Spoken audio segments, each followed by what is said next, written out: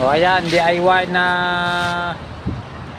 trike trapal ng Badya na 3 wheels. So ayan, ganito ang itsura niya pagka sa kabilang side pag nakatiklop na yung ating ginawa.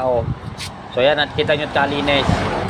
At pagkatapos naman ay didinis sa kabila naman yung titingnan, ay di ka na rin naman pag-ari ay nakababa. Tapos para hindi pa nasayin, nilagyan din natin ng bintana na naitataas din ng plastic. So ayan, yung isa ay gayon ang itsura pag nakasarado na, pero pareho na itataas yan. May dalawang zipper, bali apat ang zipper nya, kabilang pinto tigalwa.